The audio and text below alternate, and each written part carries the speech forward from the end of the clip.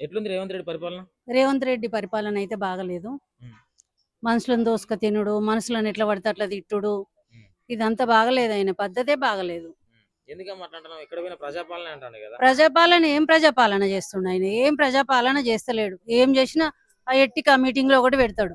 ఉమ్, ఆ మీటింగ్లు పెట్టి ఆడోళ్ళ టైం పాస్ చేసి ఆడోళ్ళను అనవసరంగా ఇంట్లో పని కాకుండా బయట పని కాకుండా అక్కడెక్కడో పిలిపించి ఆడ మేము కూర్చొని వచ్చే వరకు చీకటి అవుతుంది. ఉమ్, ఆడ ఏదైనా ముఖ్యమైన పనులు అవి కావు. ఉమ్, అట్లా కూడా లేదు. ఆ పరిపాలన లేదు, ఏమి లేదు. ఆ ఇండ్లన్నీ కుంటలని ఇండ్లు కూలగొట్టు. ఉమ్, ఆ ఇండ్లు కూలగొట్టి ముఖానికి కొంగులు పెట్టి ఏడుస్తుండ్రు పబ్లిక్. వాళ్ళ ఉసురు ముట్టదా? ముడుతుంది.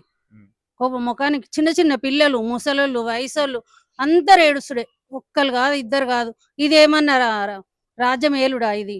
అంటే రేవంత్ రెడ్డి వచ్చినాకనే రైతు రాజ్యం వచ్చింది, ప్రజాపాలన నడుస్తుంది అని చెప్పేసి అంటున్నారు. రైతు రాజ్యం లేదు, ఏం రాజ్యం లేదు. ఏ రైతులు బాగుపడతలేరు. రైతులంతా తిట్టుడే. ఉమ్.